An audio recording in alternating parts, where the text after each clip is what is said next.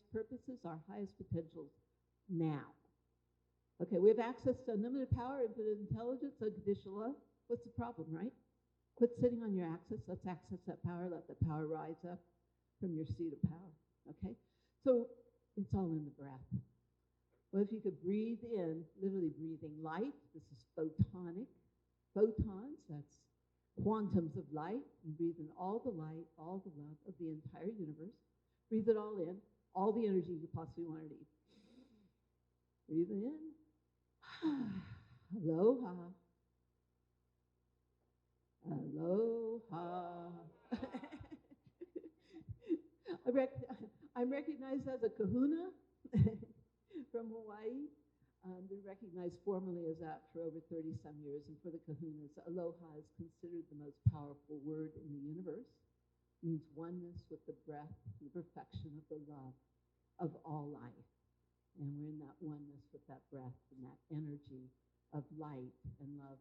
And we're here to live our greatest life and our greatest love. And you wouldn't have your highest mission, your greatest visions, your purpose, if you weren't here to do it now.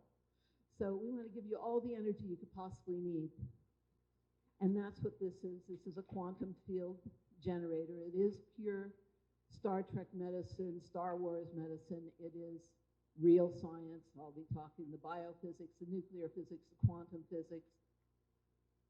And let's do this. And this brings it into full fifth dimensional. This makes it a 5D event because this is nonlinear, non-Hertzian, fifth dimensional standing columnar waves, dense intentional informational fields. So this is truly 5D. And would everybody thank Saeed for all the work that's gone into this? Every one of you to help me out. Thank you. This has not been easy for him. Especially Dr. Michael. He was 35 years old just a week ago. He was 35 just a week ago, he said? Yeah, this has not been easy, but we're here. My brain was your fried. therapy. Put a small event like this because there's so much mind control they throw. They don't want information out. Even this stuff we put in is so sacred that if this stuff goes out, it will change a lot of. Let me talk. I just wanted to say that Dr. Sandra Rose Michael is speaking at 4 to 4:45. Make sure you don't miss her talk. And we also have Lenka, beautiful Lenka. How are you? Lenka Koloma. She is an amazing empowerment teacher. I've tried her course, and it's very powerful. Don't miss her talk. Dr. Michael Borkin here. We will start soon. And yeah, we were just saying, if you unleash this information in the public, it will change the timeline. Changing timeline means the universe, how it works, right in this dimension, there are aliens, extraterrestrials, reptilians, animals, and everything. Right at this very minute, in this equation, when you, in this room too, that's why we don't see UFOs, because we see them more often now than 20 years ago, because our mind is shifting. When the Spaniards landed in Peru to conquer Cusco, the Spaniards would not, the Indians would not be able to see the ships. Same thing, we are not able to see the crafts because our brain is not equipped to imagine the mothership 20 miles long. The Indians would only see the Spaniards coming out of the water, attacking them with swords. This is written in history. It's not a joke. They would not see the ship. They never seen a ship like that. They never seen a ship like that. So our brains has to shift, and the timelines has to change so people understand this stuff. If you don't push it, the dumbing would increase and they will never change. And these are the people who are changing the information. So thank you so much. Thank you. Aloha. in the prophecy, you're hearing the fulfillment of the prayers, the promises, the prophecies of all who have gone before us, all of our lineage, all the way back to source. We're here to fulfill all that now. And it's aloha that heals the world in the time of crises. And I think we're there. So shift. Actually, better than that is Om. Give me Om.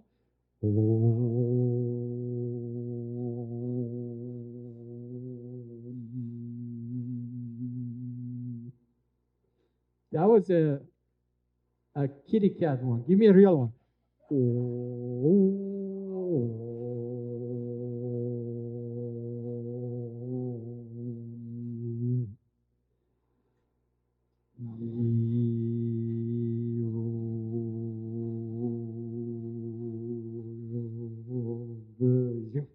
Okay.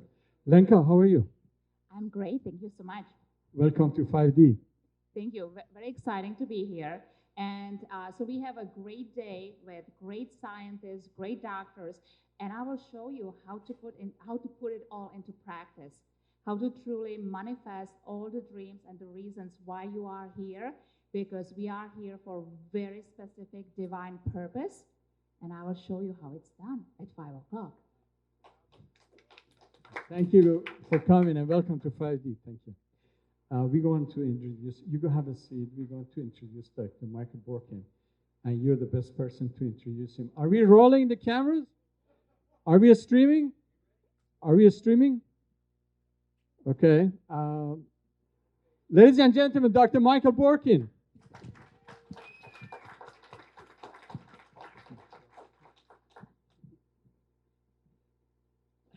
What do you do after that?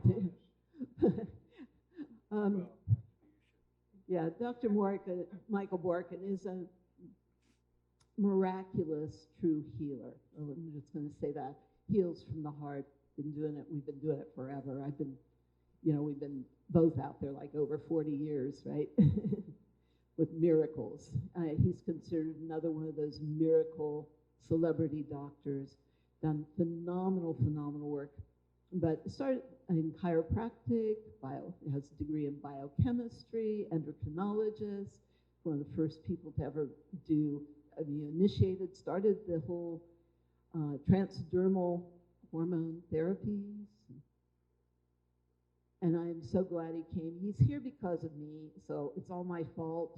So please, we are very, very blessed and gifted that he's here. So thank you. The feeling is mutual, Sandra. And I do blame you. Can you hear me in the back? Hi, this is Kenny Loggins, and Start again. I also want to say years, and it says here that he's one of the most knowledgeable. He wrote this. I'd also like to introduce Dr. Michael Borkin. He's one of the most knowledgeable men in this field, and I know his presentation will be very entertaining and maybe even funny. So here is Dr. Borkin. Of course, Kenny couldn't be here today. He's Hold it, give the microphone. He's got it. Let me know when I can move.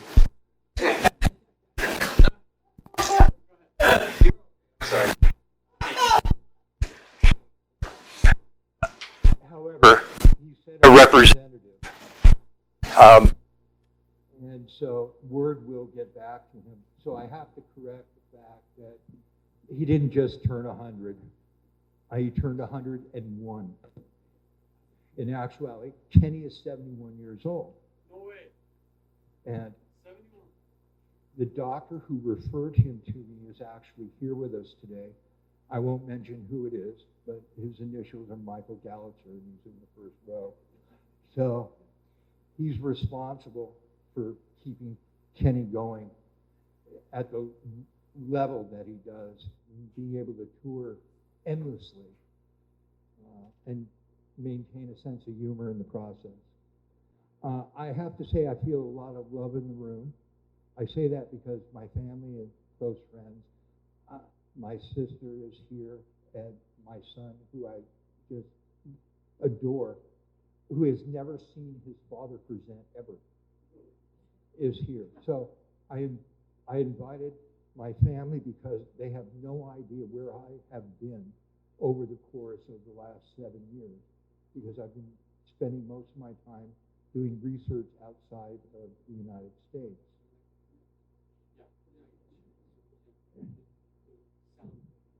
I will bring you a microphone next time I come and visit you. All right, so before I get started, what I'd like for everybody to do is to stand up, and let's move closer to one another. I want you to turn to your right, put your hands on the shoulder of the person in front of you, and I want you to massage them in the same way that you would like them to massage you. Well, you'll get an opportunity in a moment, okay? There's a reason that I'm required to have this diagram of where the legal touch zones are. And this, originally I found that it was a necessity in Las Vegas. Please, sir, in the back row, you need to pay attention to this zone. And remember, whatever you do to the person in front of you, they're about to do to you. However, I would really appreciate that if you talk among yourself at the break and determine who was really the best. My room is 521, and I'll be available later today. All right, so let me have you turn in the opposite direction and perform the same amazing healing energy transference to the person in front of you. I'm part of an event that takes place in Malaysia each year where we get 18,000 people into a stadium, and we now hold the world record for the longest continual massage, which was originally established at 1,500 people in India, 2010. In 2018, we made it 2,000. So it'll be in the next print of Guinness, and our intention is to increase it by 500 people each year. Okay, you've had enough fun. Go back to your seats. We have a lot to talk about. I have to thank David, because David said to me that you can talk about anything that you want as long as you're good. So I've taken a lot of latitude in what he said. My presentation tomorrow, you have to be 18 years or older to attend. Tomorrow is room of the second floor, room 217. You only have 25 seats. Once it's full, you guys stay out of it. It'll be standing room only. It starts at 10 o'clock. And we're going to go and we're going to talk a lot about my adventures over the last 7 years of working with curanderos and working with Russian doctors in Russia, and some of those amazing things that I've learned in the process. I want you to know that the power of touch actually has a very significant, measurable impact as far as one's energy. So what you just experienced actually will change epigenetic expression, and it should be a daily occurrence, preferably with somebody you know and like. Hippocrates, 2,400 years ago, he made an incredible statement. Art is long, life is short. And what my interpretation of that is that what we create lasts forever. Our physical being doesn't necessarily. However, whatever it is that you leave as your legacy will live on. And I'm going to show you today where, from a biochemical aspect, the epigenetics are expressed, and we can measure 7 generations. Hippocrates also said, do no harm. Based on what we experience within the medical community, in most cases, we're still not practicing what he had prophesied 2,400 years ago about not doing harm. One has to ask, what would you do for a loved one? Would you throw yourself in front of a bullet? Would you put yourself in harm's way by jumping in front of a car? Amazing aspect is, my mother, who recently passed the age of 93, was one of the greatest healers that I've ever known. And I know that she would have, and my sisters as well as my son would, I'm looking at my son, would definitely do whatever it took in order to ensure my survival. So I'm dedicating the presentation today to my mother, who's here with us. And she's going to be changing the slides from this point on. So if anything goes wrong, it's from the other side. We're the same creatures. This physical body has not changed in 90,000 years. However, we were created for an environment that existed 90,000 years ago. The greatest changes, if you look through history, as far as our environment, occurred within the last 220 years. And it started with carbon monoxide poisoning. Amazing aspect is we used coal as a means of heating our beds. And in those days, you had curtains that ran around your bed in order to keep the heat in, which also kept the carbon monoxide in. So life expectancy was shortened, and it took quite a bit of time to determine why people were dying of heavy metal toxicity, mercury toxicity. It was in 1801 when gas was first used to illuminate our cities and then our homes. So carbon monoxide poisoning became quite evident, at which point we went to the use of electricity. However, to produce electricity, we burned coal.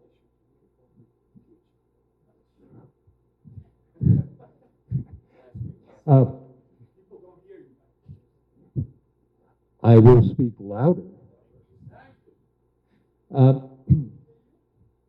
Methyl mercury, abundant in our environment because we use coal in order to produce electricity.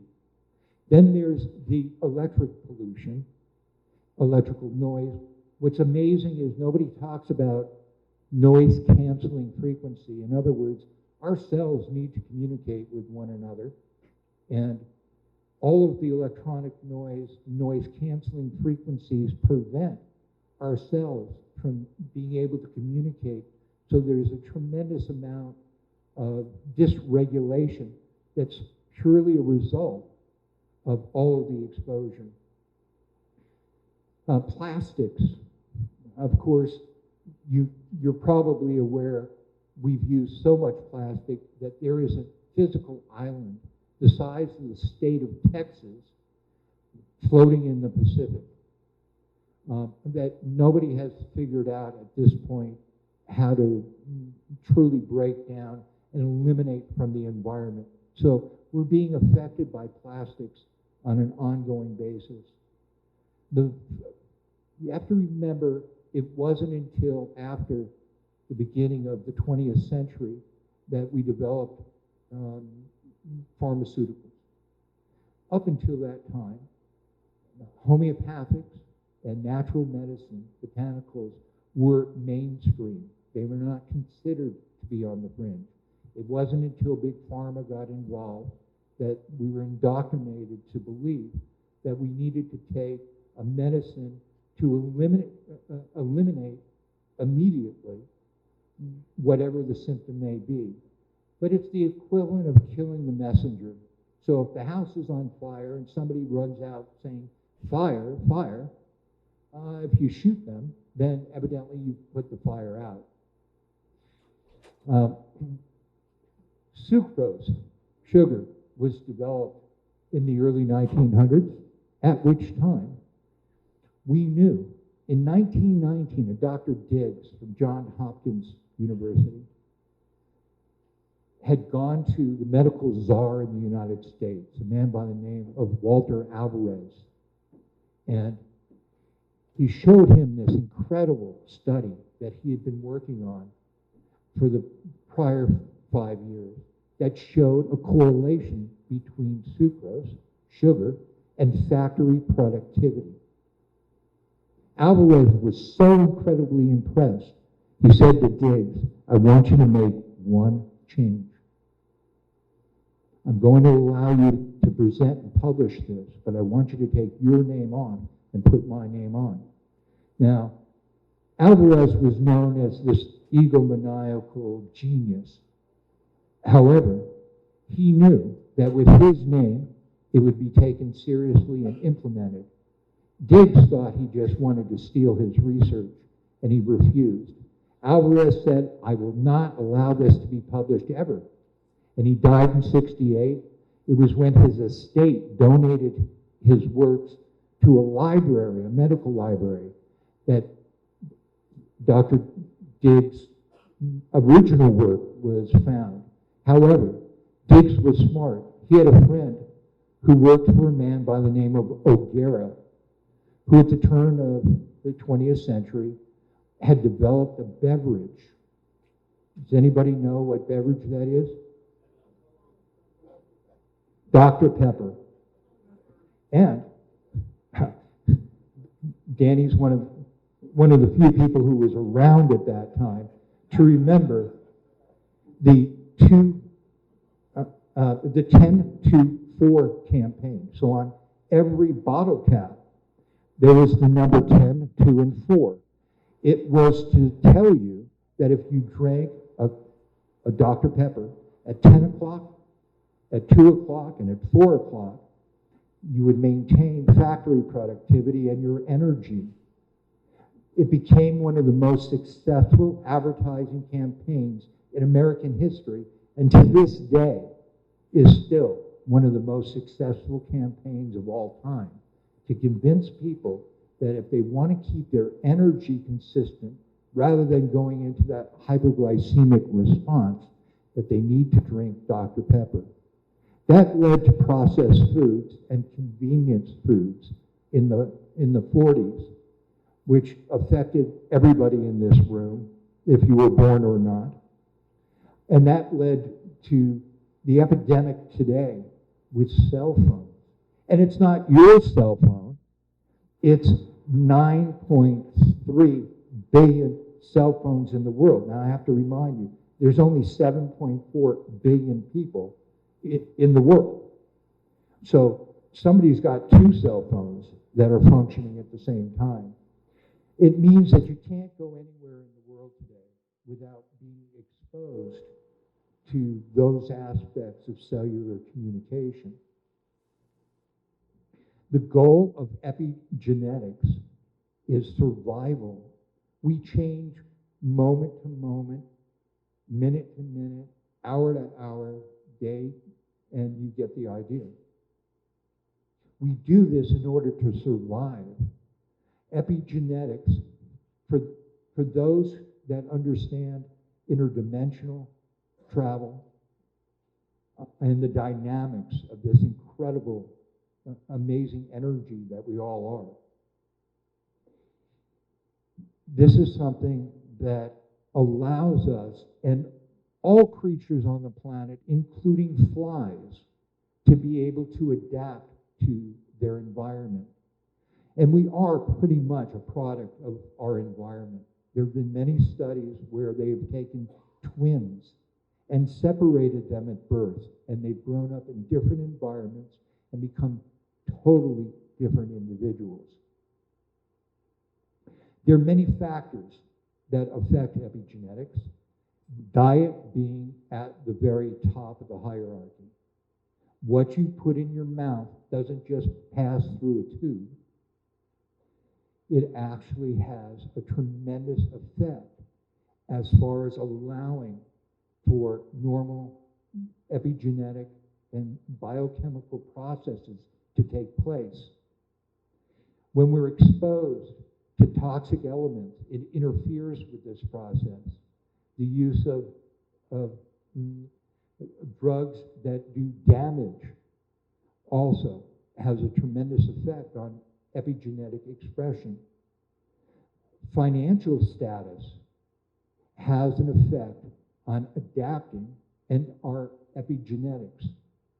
Exercise, the microbiome, which we're going to talk about, the bacteria and our symbiotic relationship later in this conversation, our psychological state. If we believe that we're going to be a failure, if we believe that we're going to be poor, if we believe that we're going to achieve our greatest goals, whatever it is that you believe, you can manifest. We're incredibly powerful in physical form. Epigenetics, if we were sitting behind the wheel of our car, epigenetics is the equivalent of the pedals in your car. In most cases, we either have the throttle pedal to the floor, or we're riding the brake, and too much of the population has their foot on the throttle all the way to the floor, the brake all the way on, and the emergency brake on. It causes a tremendous amount of damage when we're epigenetically dysregulated. There is an internal mechanism of switches known as methylation. We stamp a gene, and allow it to be expressed or not.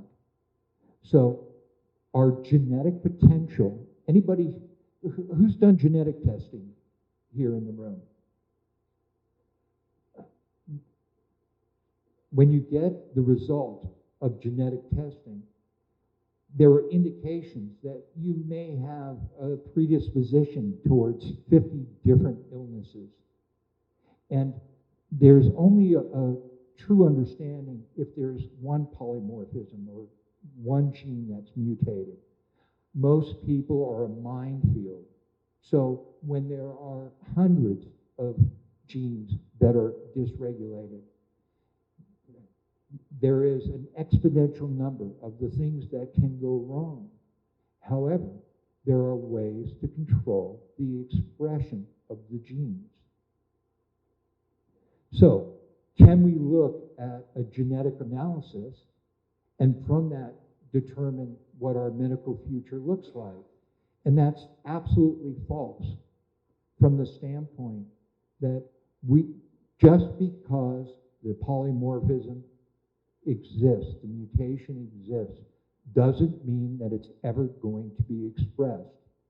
Those people who take invasive measures to address a genetic predisposition don't understand that there are non-invasive lifestyle manners in which to approach the same possible potential.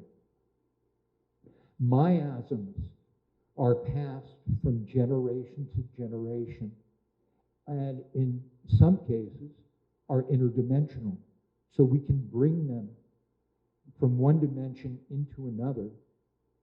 And miasms are grossly misunderstood and underestimated as far as that patient that one treats that just cannot get well, I won't refer to anybody in the room. However, it's that they've come into this world, and it's not how long you live, it's how much baggage you carry when you enter, and as you accumulate stress or baggage throughout your life. There's an amazing study that recently confirmed the suspicions. I'm being politically correct from the standpoint that in laboratory experiments, when a female rodent is exposed to glycophosphate, you can isolate the next 6 generations and still find the epigenetic evidence of the exposure from the first generation in the 7th. In human years, that exceeds 100 years, which means that we do have the ability to control what takes place in the future by at least 100 years. So our actions have a long-term effect that we will not live to see in this particular form, unless, of course, you're a patient of Dr. Gallagher or Dr. Kelvin. The conclusion to this,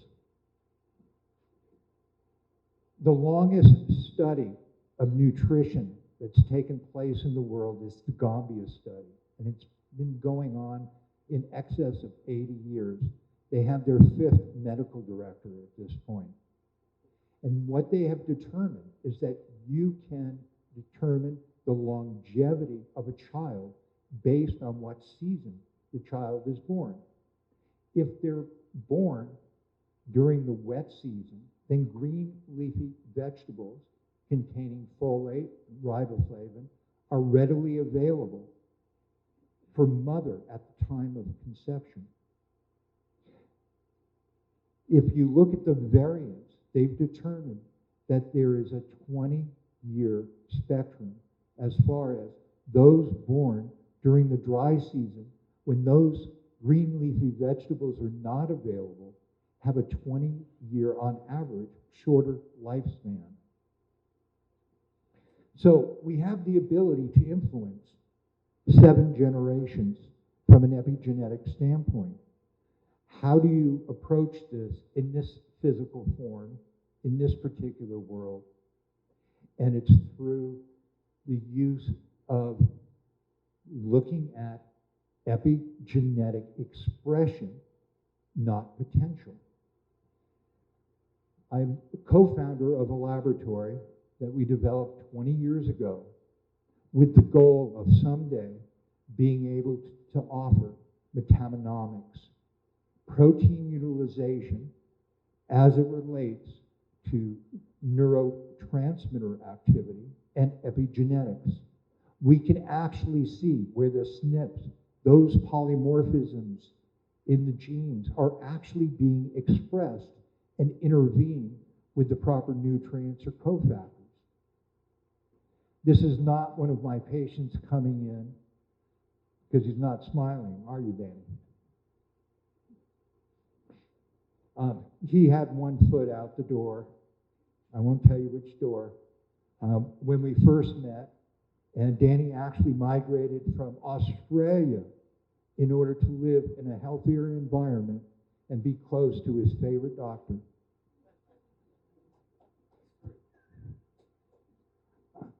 When we talk about epigenetic Feng Shui, and when David first asked me to come to this venue, I didn't have any clue, because this is the first time I'm leaving the medical realm and not talking to you as if you're a biochemist. I wanted to determine a way in order to show you how we can use the various modalities that we have available to us in order to address epigenetic expression.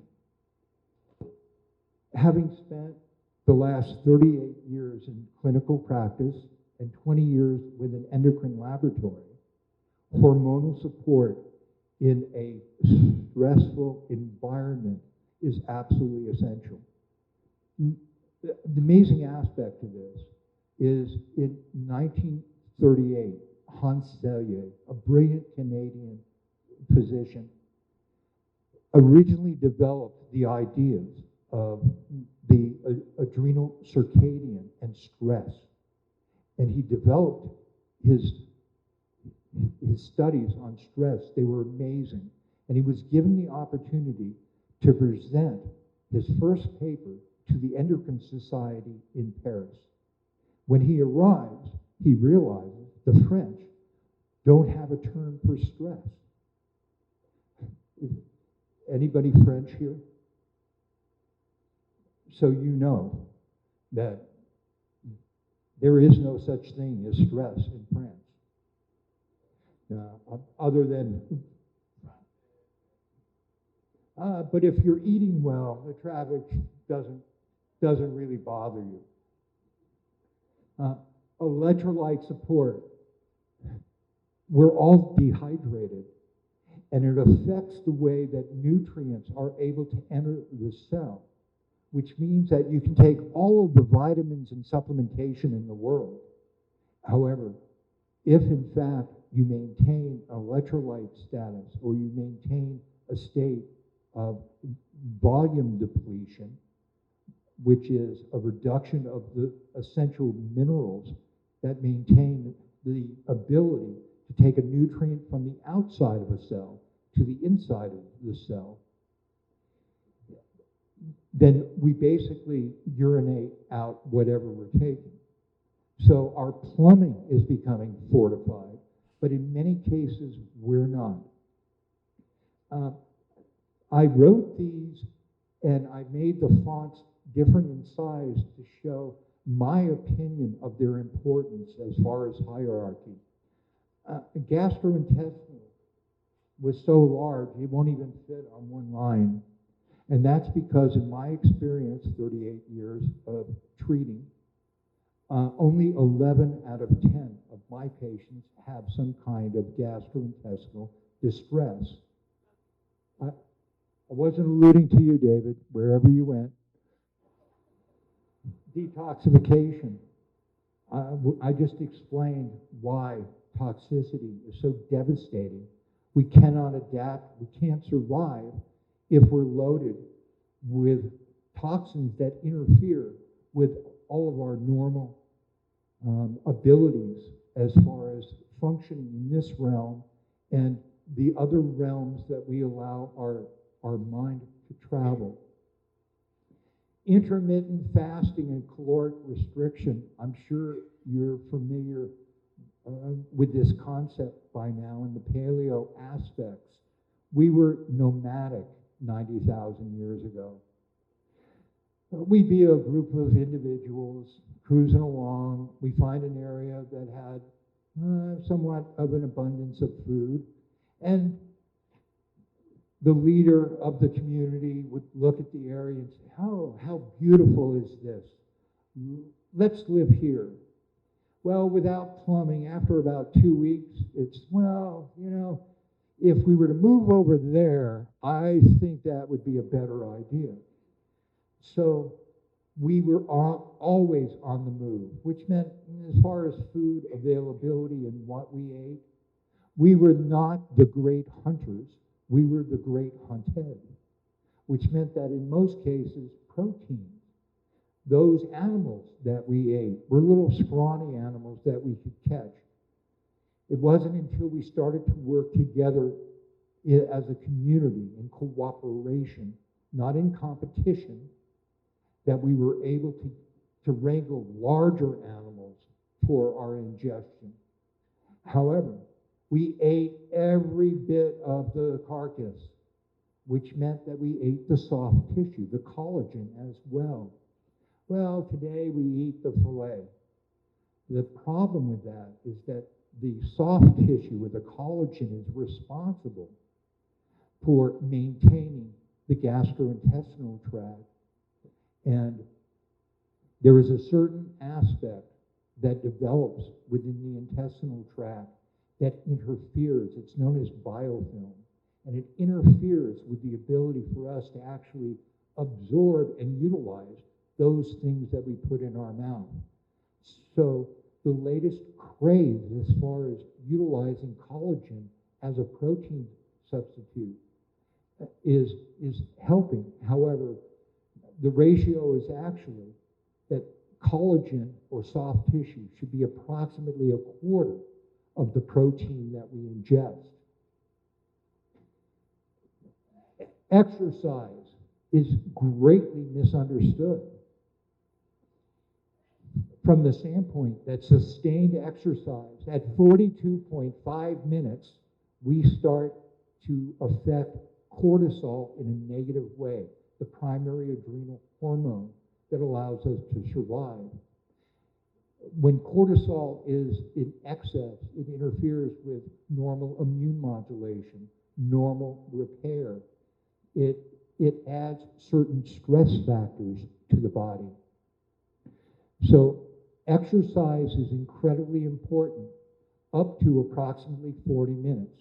Mike Menser, Mr. Universe, developed the original process as far as the original theory that he would come into the gym and Arnold would be there working out, and he'd work for 8-10 hours pumping metal. Mike would come in, work out for 40 minutes and leave. Mike was not only Mr. Universe, his brother also was Mr. Universe, using the same short, intermittent forms of exercise. So you don't have to kill yourself in order to gain benefit. Breathing. Tim, is breathing important? So if I asked you all to stop breathing here right now, how long before I didn't have an audience? Right? A lot faster than if I cut you off from water or food. So breathing becomes incredibly, incredibly important. When you lose weight, where does it go? We have a smart doctor in the audience. Most people will say, well, I urinate or I poop it out. In actuality, it's through the respiratory mechanisms that fat chemically breaks down into carbon dioxide and we breathe it off. Moving more and breathing more is the key to losing weight, as well as controlling our baggage, our stress. Neuroemotional and cellular reprogramming can be approached from many different ways and has a profound effect in erasing some of the negative energy that we carry with us and allows us to flourish. Meditation and the use of psychoactives. Those of you that meditate understand this. Those of you that use psychoactives, if you're using them now, you don't understand what I'm talking about.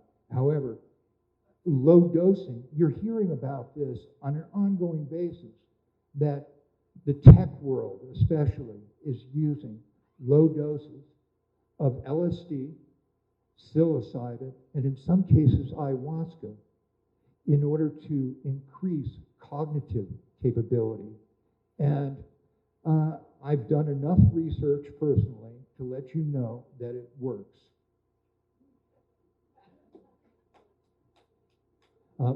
And my conversation tomorrow will actually focus somewhat on how these mechanisms work and what takes place when you do something like ayahuasca on an ongoing basis, what the metamorphosis that takes place and how you redirect your life path and everything around you changes, usually for the worst in a transient fashion, where you become a better person over a period of time.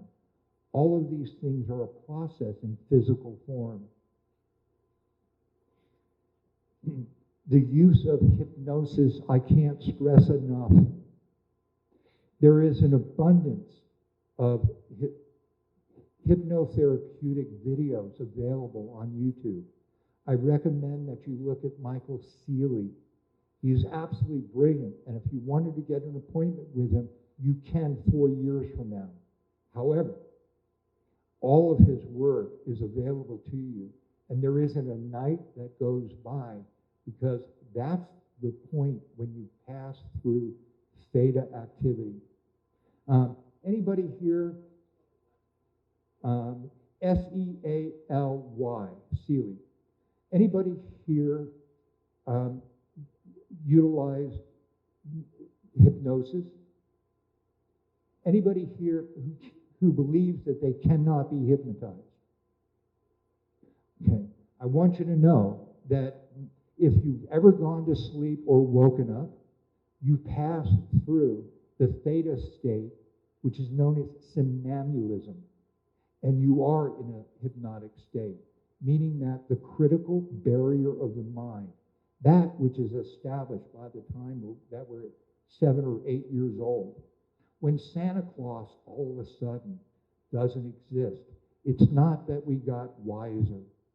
It's because a change occurred physically as far as separating the conscious from the subconscious and creating the critical barrier of mind, that filter that takes everything in and breaks it down into its basic elements and passes it on to the subconscious. This is an example of why psychoanalysis takes repetition over an extended period of time. You're going through the conscious mind. It breaks everything down. So if somebody says to you in hypnosis, you will not smoke. Well, if you say to yourself, I will not smoke, I will not smoke, for about 3 days, you don't smoke. And then something triggers it and takes you back. However, using these techniques allows you to establish and bypass the critical barrier of mind, go directly to the programming and reprogram the subconscious. This way, when you function on autopilot, which is the majority of the time, it's a natural process. And my favorite subject, Foucaultans, are a form of algae we're going to talk about a little bit further on in the discussion that goes back hundreds of millions of years and has allowed us to adapt and regulate the endocannabinoid system, which is the primary epigenetic mechanism within the body, meaning that it's our internal cannabinoid system. The primary cannabinoids produced in the body are anandamide. And you may remember the goddess Ananda, the goddess of bliss. Anandamide is an incredible chemical in the body and gives us a feeling of well-being along with 2-AG. These are the endogenous cannabinoids that control everything in our body, including the endocrine system. It was believed that the adrenal glands and the fight-flight response was our primary mechanism in order to navigate stress. It's not. We now understand that the reason that the cannabinoid industry has grown to the extent that it has and why there's such an incredible attraction is that we're all cannabinoid deficient. So I urge you, when you leave here, please go ingest enough cannabinoids so when you come back tomorrow, you're well adjusted. And if you see me at the break, I can tell you where to go.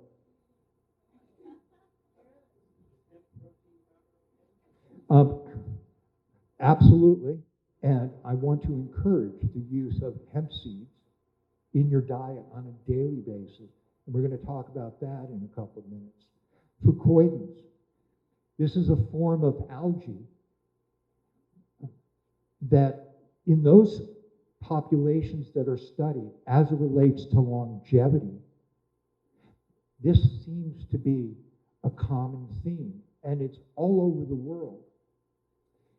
I've been experimenting and researching for coitons the last 5 years. However, I have a close associate that has helped guide me in the formulation of 2 different products that has been working on the core of disease. He's actually director of emergency medicine in a hospital. However, at night, he conducts his research and has determined how to combine these fucoidins together in order to use our original medicine that regulates the endocannabinoid system.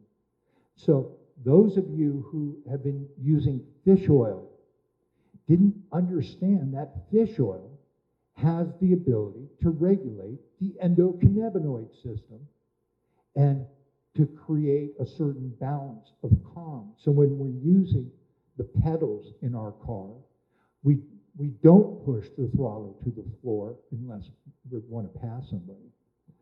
And at the same time, we properly modulate and we use them for proper navigation. The methyl donors have become very, very popular. I'm sure most of everybody in the room has been told that they need to take a certain amount of methylfolate every day. Well, I can tell you that it can be devastating to the wrong person, and that it's incredibly stimulatory. And of course, the levels that are being used are within most of the medical realm, Dr. Kelverman, is about 1 milligram. However, in their infinite wisdom, the pharmaceutical companies have decided that they will take it to a level with such products as Deplin, where they're somewhere between 7.5 and 15 milligrams of something that might as well be speed. Phospholipids or fats, so incredibly important. Our brain is made up of this mass of fat. And in order to nourish it, we need these lipids in order to create neurogenesis or create new brain cells. Phosphatidylcholine is absolutely essential to the thought process. I had some this morning. However, cannabinoids deplete phosphatidylcholine. So if you do what I recommended earlier, then you need to see me about some phosphatidylcholine and other lipids such as fucoidins in order to regulate the endocannabinoid and endocrine systems. Inositol calms the nervous system and affects epigenetic expression. The botanicals, ECGC from green tea, the reason that it's gained in popularity is because we realize that it has this amazing ability to regulate epigenetics. Curcumin has increased in its popularity to such a great extent that some of the manufacturing capabilities that I walk into, the walls are yellow because they have been producing curcumin for a client. Glutathione, the primary workhorse as it relates to detoxification in the body, is absolutely essential. Garbage in, garbage out. We have a really good ability to take garbage in, but in most cases, at least 60% of the population has difficulty in getting garbage out. Where does garbage accumulate in the body? In the fat cells. We refer to this as type 3 abnormal fat. Where is that located? Around the abdomen, around the butt. I've had too many patients over the years come to me and say, I starve myself. I exercise to death, but I can't lose any weight. The body is working. It's protecting you from being exposed to those toxins that were put into the safety deposit box and walled up so you wouldn't have access. The pharmacologic that you took 10 years, 20, 30 years before, in some cases can still be found in that adipose tissue. Polyphenols from berries, algae, from plants are so incredibly important, especially as it relates to their function as a prebiotic, maintaining the bacterial environment within and on our bodies. We live in this synergistic mechanism where we take in this tremendous amount of bacteria on a daily basis. The bacteria, there's been all sorts of controversy, and there are all sorts of figures indicating that the bacteria in and on our body outnumbers our cells by as much as 100 to 1. Well, that's recently been dispelled, and it's somewhere between 10 to 1, and there's now speculation that there's a 1-to-1 relationship. However, they all maintain their own genetics, which means that the bacteria in our body is also influencing, which means that when you get that craving for a Big Mac, it may not be coming from the big brain. It may be coming from trillions and trillions of little brains that, when they work as a community, have the ability to make suggestions that you will follow. Diarrhea is an indication that the bacteria are dissatisfied and they're looking for a new host. So they're jumping ship. The bacteria that we take in metabolize our food and create nutrients. So a good majority of the bacteria, the greatest percentile, and it's speculated to be somewhere around 89% of the bacteria in our body, has a positive impact. And as we ingest and these bacterial colonies flourish, they produce nutrients that are absolutely essential, and they are absorbed in a different way where they can be utilized anywhere in the body. There was a recent study where a family was taken, and the genetics of the microbiome of all the bacteria in the home, as well as the bacteria that inhabited each one of the individuals, was analyzed.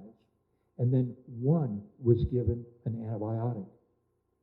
The entire environment changed as far as the bacterial profile. We now understand that there is an environmental microbiome. Now, we sometimes speak about the fact that we're all one and the same, that we're all interconnected in one way or another. Well, in this particular room, we've all shared a certain amount of the same bacteria. So we do have common denominator. However, this demonstrates that this happens in the entire environment globally. So every action that we take that creates possibly pathogenic bacteria is shared on a global basis. Our use of any bacterial products, killing the bacteria off, has made the pathogenic bacteria more resistant, and has killed a lot of the good bacteria. That when you look at somebody who's 100 and you analyze the strains of bacteria, you find that it's the same inhabitants that you would find in a 20-year-old. The fucoidans, a seaweed. Now, 500 million years ago, when we were water-based creatures, we didn't have an internal endocannabinoid system. we relied on the fucoidins in a symbiotic relationship to regulate some of our activity. So when we became land-based creatures, we had to take this with us. Of course, we took the digestive tract and created this incredible tube that runs through us. But just because you put something in your mouth doesn't mean that it's in your body. Many things pass through. There is an area of study called metals retention factor, which shows that an apple, for instance, contains lead. Lead is a natural component of our soil. So if we analyze the amount of lead in an apple before we eat it, according to the EPA, if it has 2 parts per million, you're going to absorb 2 parts per million and be affected by lead. So it falls under Prop 65, and apples should actually have the warning.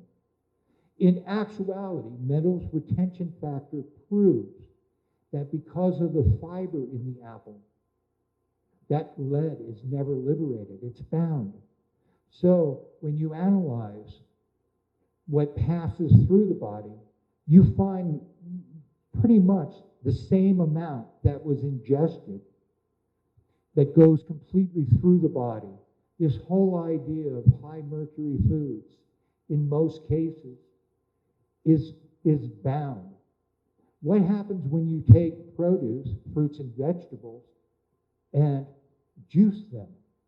We break the fibers, which means that if you're not using organic produce in order to make your juice, what you've just done is eliminate the natural mechanism that it prevents these heavy metals and toxins from actually being absorbed. Fucoidins are the original sea medicine. They control what's known as the sirtuins, or the SIRT1 gene. This is the root of all disease. It is the root of inflammation. Once we control inflammation, we can eliminate the potential of a tremendous amount of disease. When we eat fucoidins, or essential fatty acids, they have a very specific effect on the endocannabinoid system.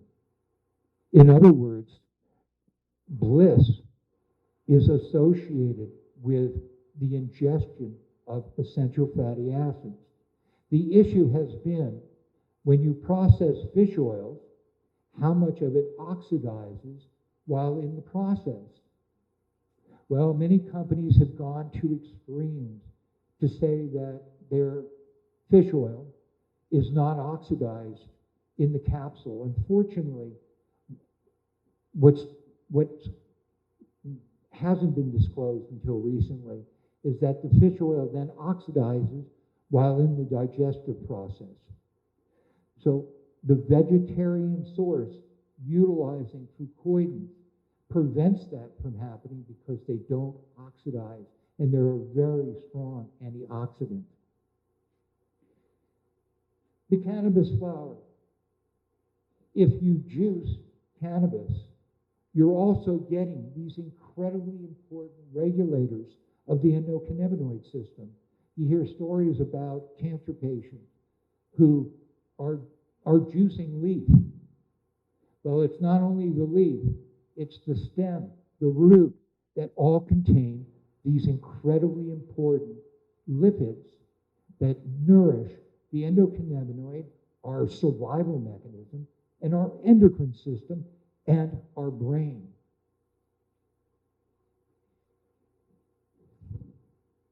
My platform since 2003 has been transgenerational longevity.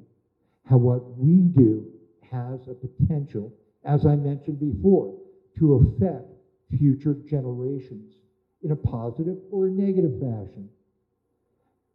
So I'm one who tries to deliver the message globally that conception should be intentional. I actually believe that one should have a license before they can have a child.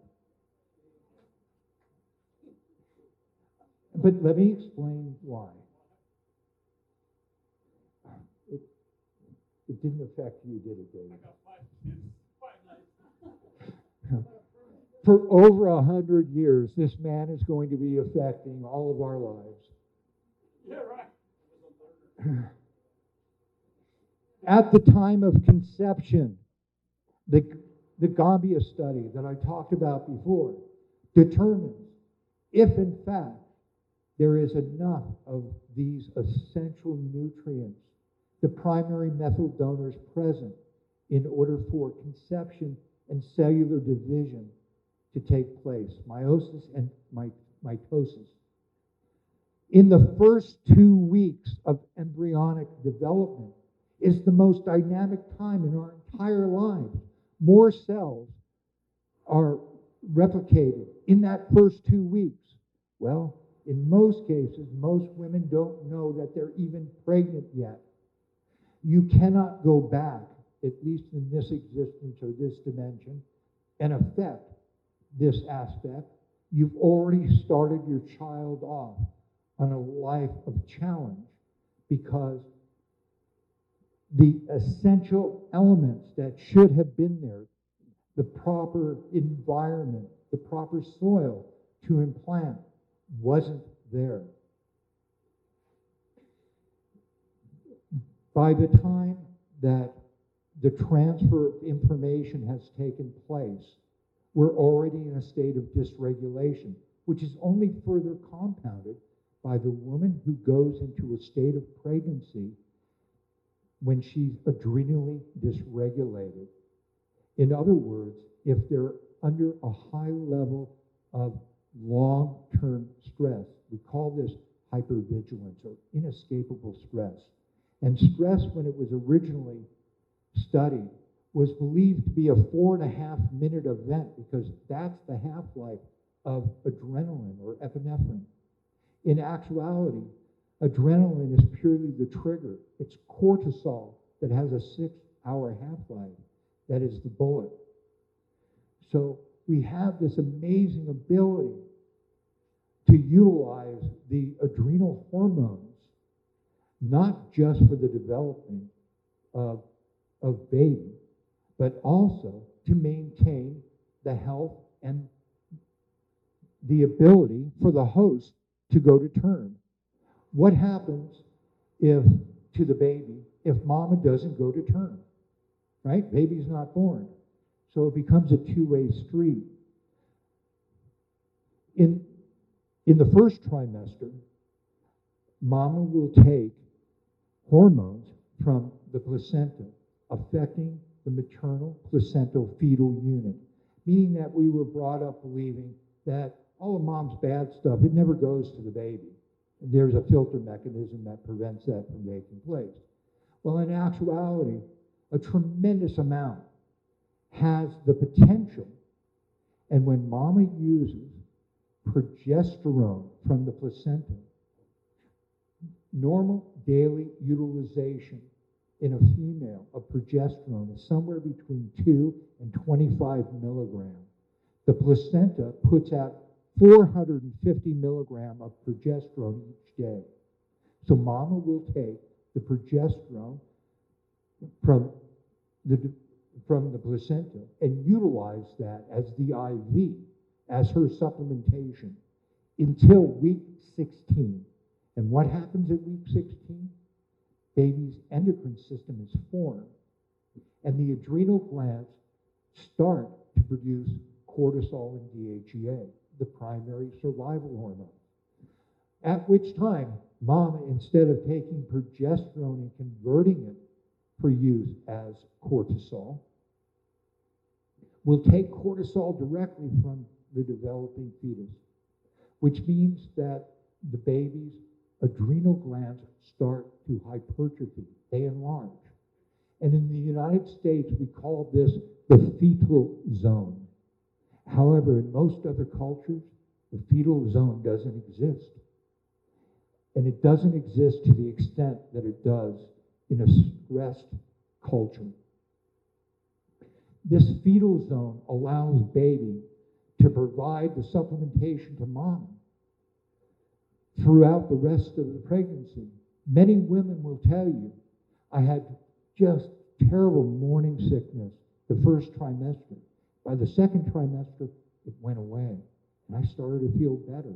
Third trimester, I felt really good. Some women will maintain pregnancies for an extended period of time and have many children because of the supplementation. So,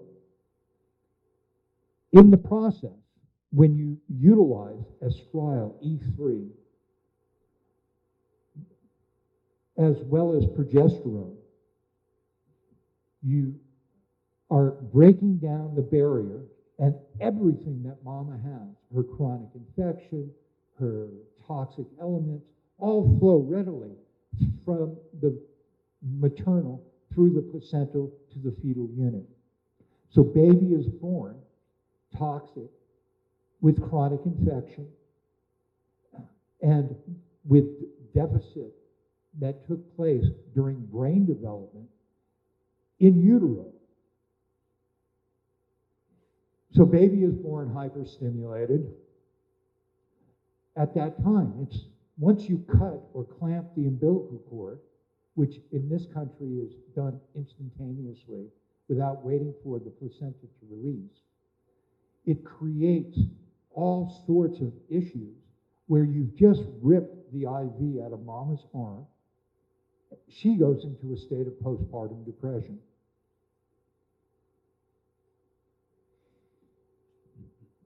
It only takes 2 generations of sucrose and processed foods, fake food, and I want you all to know there is no deficiency of potato chips or French fries in the human body.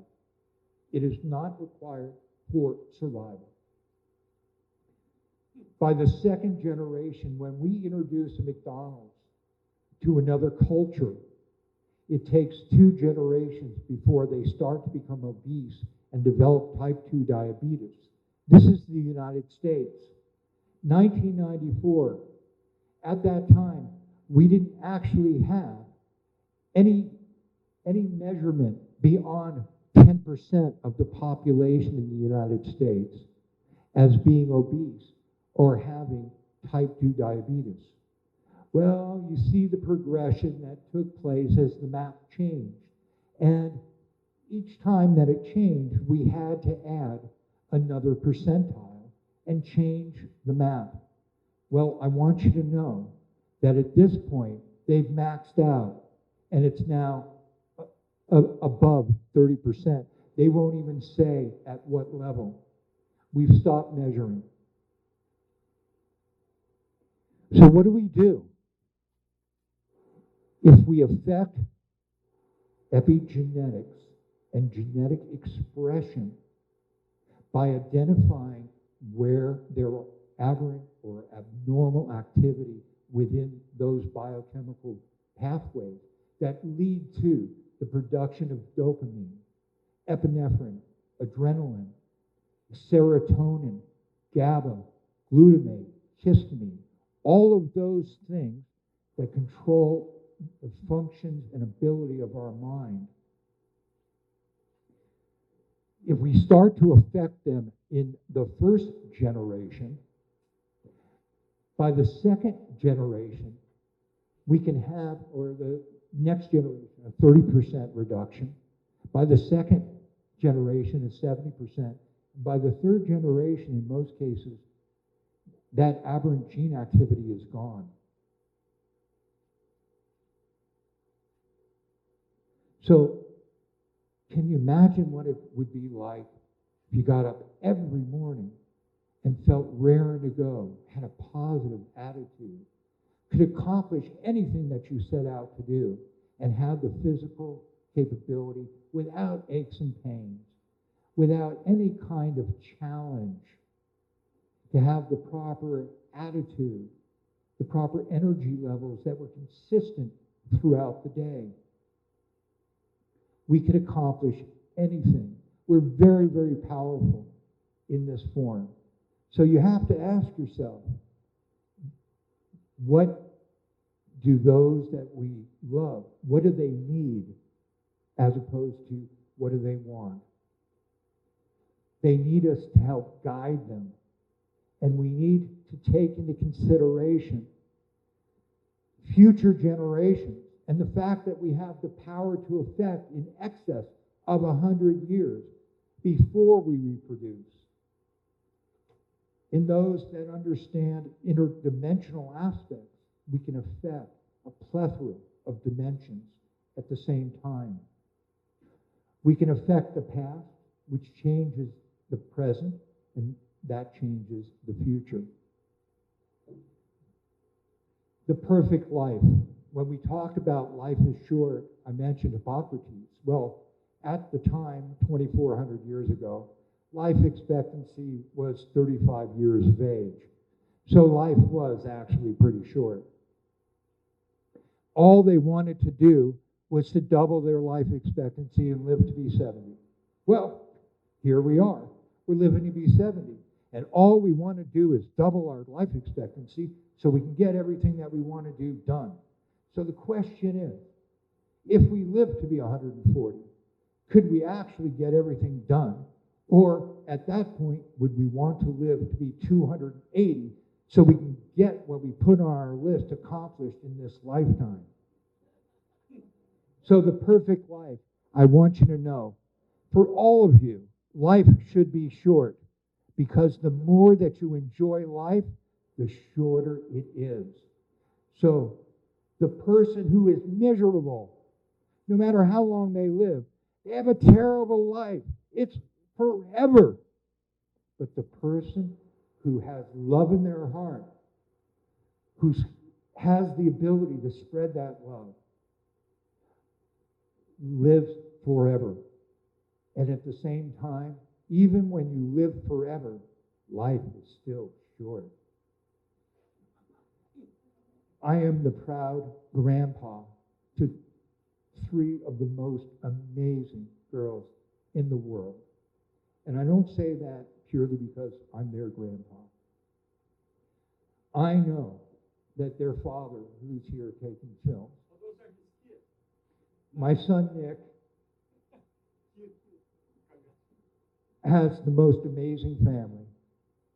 And I know in my heart that somehow, even in all the mistakes that he and his mother may have made, our son turned out really good. And it's evident in the second generation.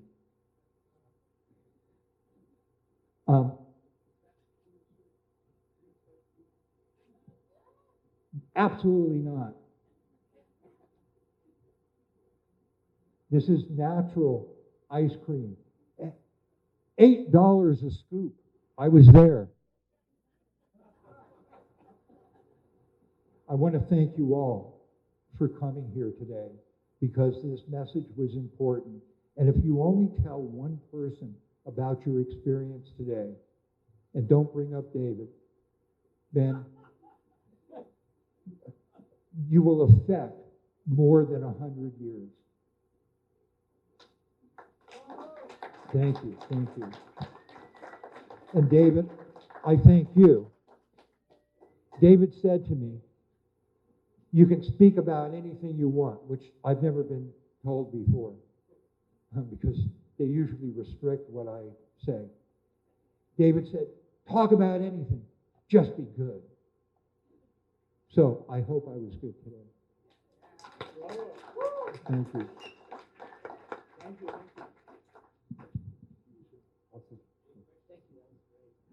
The video will be ready tomorrow, and Dennis will sell it.